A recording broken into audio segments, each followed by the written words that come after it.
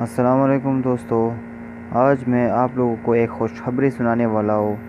خوشخبری یہ ہے کہ سعودی عرب نے جو غیر قانونی لوگ ہیں سعودی عرب میں، اس کو 1 مہینہ اور ٹائم دے دیا۔